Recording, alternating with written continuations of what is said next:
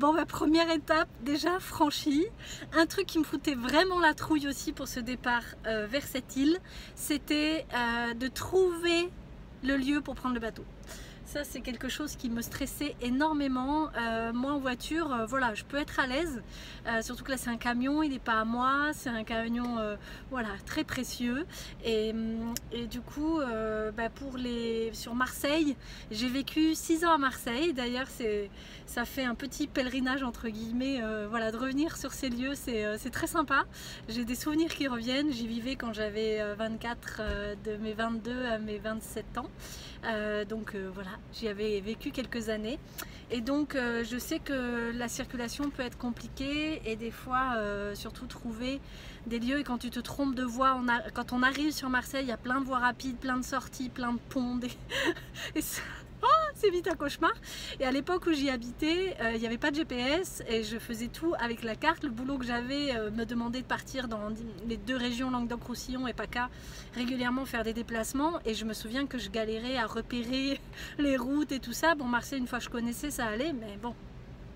Voilà, donc j'appréhendais énormément et j'appréhendais aussi trouver où mettre la voiture, comment...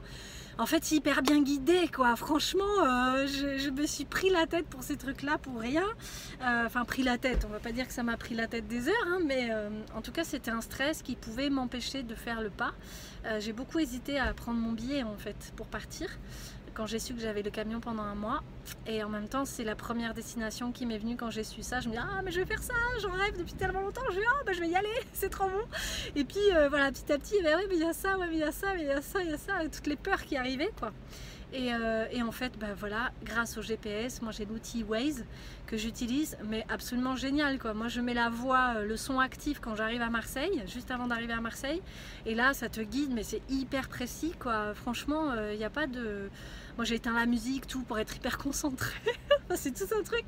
Mais voilà, pour surmonter ces peurs, c'est aussi important d'avoir les outils qu'il faut, de mettre en place ce qui permet de se détendre, en fait, de se soulager et de mettre en place... voilà, des garde-fous en fait qui permettent vraiment de rassurer, de détendre, de diminuer l'intensité des peurs, quoi, parce que c'est ça finalement, plus les peurs sont intenses, les stress sont intenses, plus on s'empêche de vivre ce qui est important pour soi, c'est clairement, je veux dire, les parts de soi qui ont peur, là par exemple moi c'était la peur de me louper de route et de chemin, de galérer après dans Marseille, de pas trouver, enfin voilà, c'est des peurs où si ça t'arrive, c'est vrai que c'est très inconfortable. Donc voilà, on n'a pas envie de ça. Donc voilà, ça crée une peur, une tension. Mais elle est là aussi pour m'informer que bon, bah attention, parce que là, ça peut être un peu galère, un peu tendu. Bon, bah mets en place ce qu'il faut pour que tu puisses y aller relax. Donc je suis venue assez relax jusqu'ici.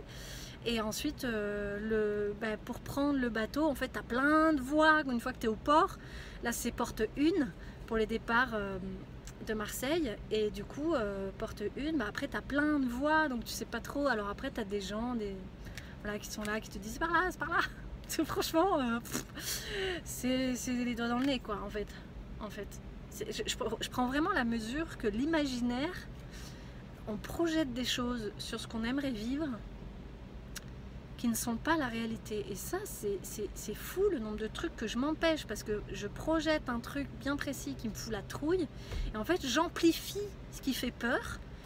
En fait je vois le pire, quoi, je vois le pire dans le truc, donc du coup bah non, si ça arrive, non, je veux pas ça, quoi. Donc du coup on fait pas le truc. Et là je comprends vraiment des choses fortes. Dans ma rangée je suis la 4e ou 5e voiture. Donc je ferai partie des premiers sortis du bateau, donc j'ai intérêt à descendre, à pas trop tarder à descendre du bateau, enfin dans les garages quand on va arriver, parce que je vais faire partie des premiers devant, je pense. Je pense que les premiers rentrés sont les premiers à sortir, il me semble.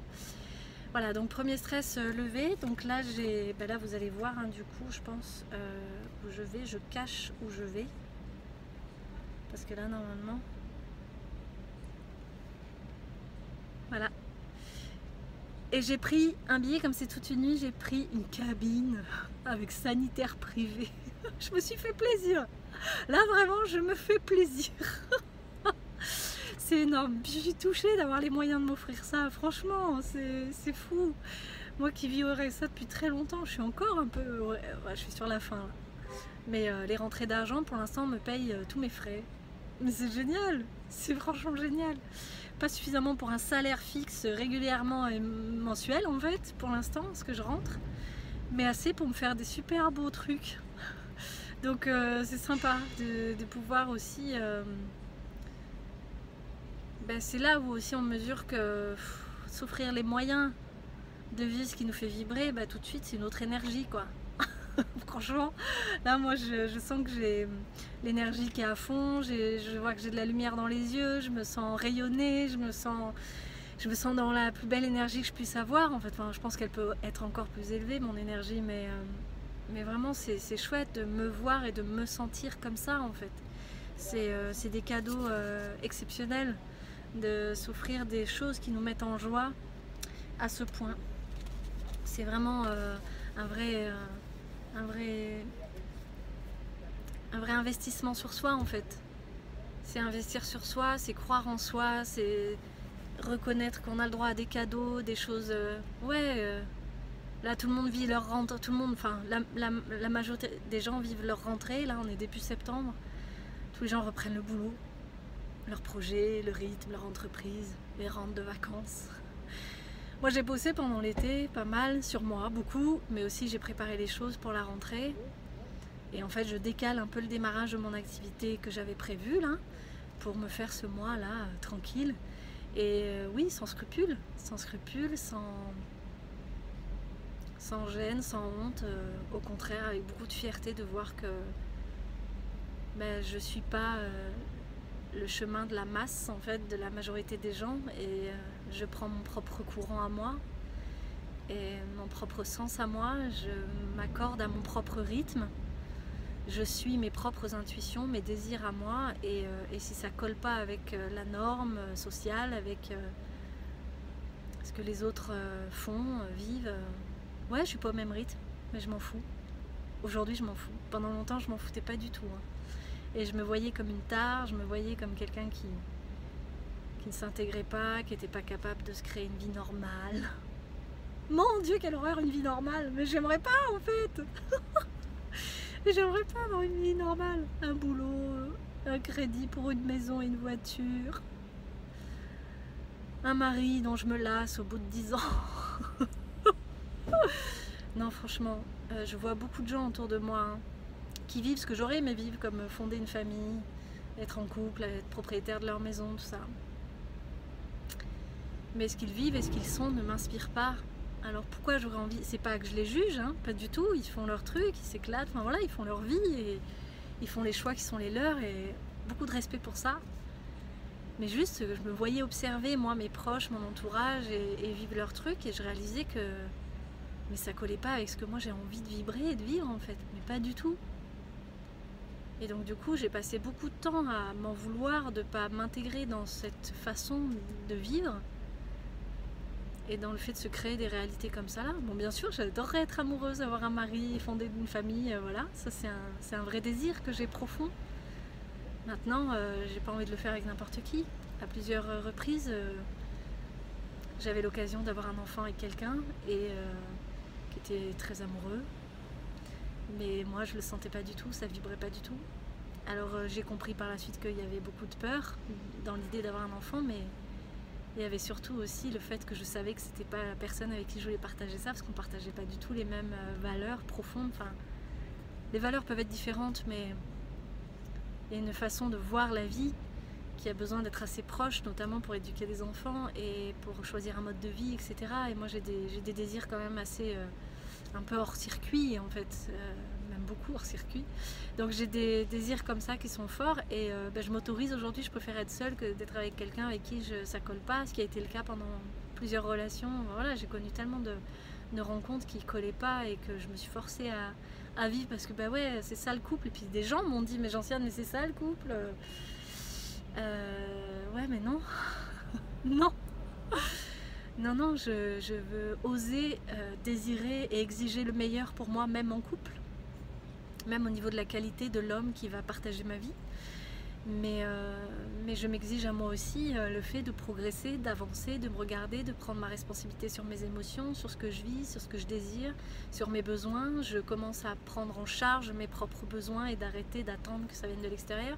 Là, je suis en train de partir en voyage avec ou pas d'amoureux dans ma vie. Je le fais quand même parce que je m'aime et que je veux vivre une vie qui me régale. Et je crois que il est là mon bonheur en fait. Il est là mon épanouissement. C'est que qu'il y ait un homme ou pas dans ma vie, ça n'a pas d'impact sur mon bonheur. Et c'est le choix que je fais depuis quelques mois d'assumer, de savourer mon célibat, de savourer ma vie telle qu'elle est avec ce que j'ai, de commencer à vraiment apprendre à aimer, à embrasser ce que j'ai dans ma vie, même si je n'ai pas obtenu tout ce que j'aimerais avoir dans ma vie, je n'ai pas atteint toutes les expériences, tous les niveaux que j'aimerais atteindre, n'empêche que je suis là, je suis vivante, je reviens de loin et j'aurais pu y passer à de nombreuses reprises. Il y a plein de moments où j'aurais pu en finir, où j'aurais pu disparaître et mourir, et finalement je suis là, je suis bronzée, épanouie, souriante, heureuse, je me fais des cadeaux rien que pour moi.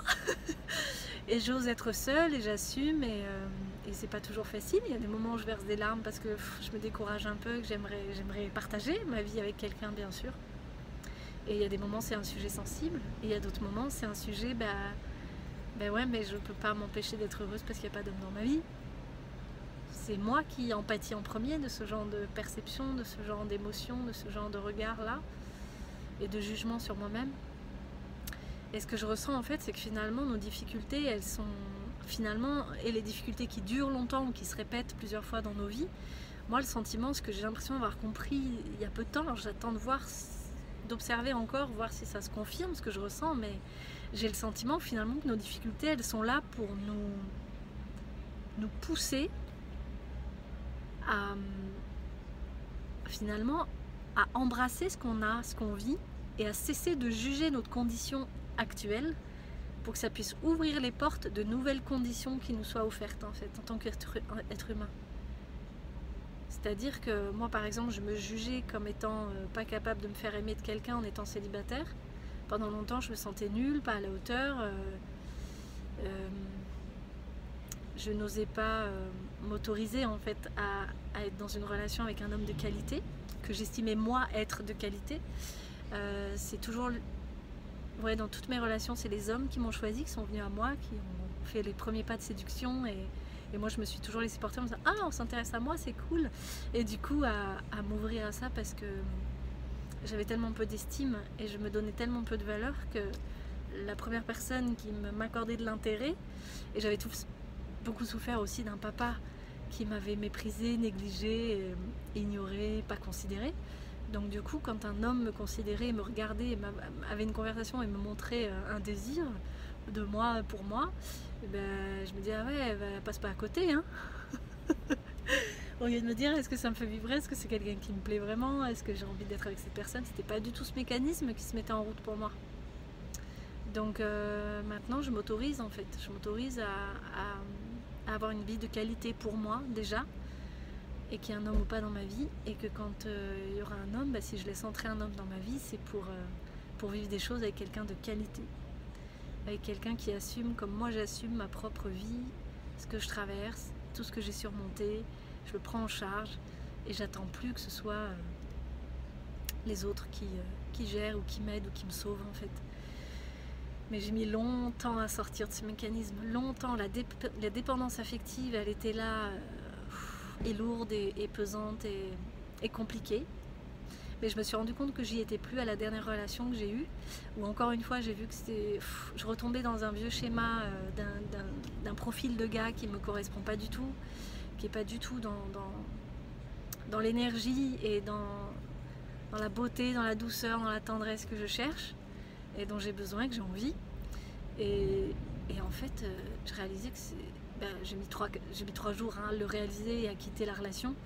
Donc c'était très puissant, parce qu'avant je mettais des mois à le subir, enfin je subissais la relation pendant des mois. Après j'avais du mal à quitter, ça m'était arrivé il y a 5 ans. Et après j'ai mis des mois à m'en remettre. Là en 3 jours, une semaine c'était bouclé. 3 jours je l'ai quitté, en une semaine je m'en suis remise. Donc ça c'était la démonstration que je je me libérais tranquillement de la dépendance affective. Je sais pas où j'en suis encore tout à fait aujourd'hui, mais j'ai déjà fait un énorme boulot et je suis ravie.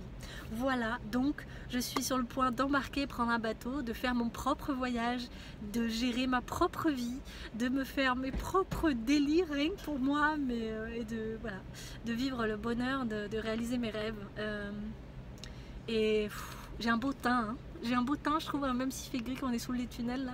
Et je suis fière, je réalise que j'ai bonne mine, je suis lumineuse et je me trouve belle. Oh, c'est bon ça. C'est bon, c'est bon. Bon ben voilà, donc vivre l'amour de soi en fait. L'amour de soi. L'amour en soi. L'amour depuis soi. C'est un peu ça en fait. Voilà, bon ben j'ai une petite heure d'attente ici à cet endroit, donc je vais aller me rafraîchir. Moi j'ai déjà préparé tous mes bagages pour le bateau parce qu'il faut que j'amène de quoi faire les choses chez moi, dans ma cabine, sur moi, et du coup je vais pas embarquer toutes mes affaires, hein. J'ai prévu juste ce qu'il faut pour la nuit. Et ce soir je vais faire les montages vidéo quand j'aurai fini de savourer le départ du bateau, le coucher de soleil et compagnie. Alors je suis pas sur un beau coucher de soleil parce que là c'est tout gris et il pleut un peu. Donc bon, là je serais pas gâtée pour le couchant de soleil à mon avis, mais c'est pas grave. Et après je ferai les montages vidéo de mes vols en parapente et montgolfière. Yeah, c'était trop bon de vivre ça. Oh là là. Bon ça y est, mon corps commence à bien assimiler ces expériences, c'est top. Bon ben voilà, j'ai fait encore une longue vidéo, j'ai de plus en plus de choses à vous dire moi. Je vous embrasse très fort, prenez soin de vous, prenez soin des autres et prenez soin de la terre. Yes, ciao, bye bye.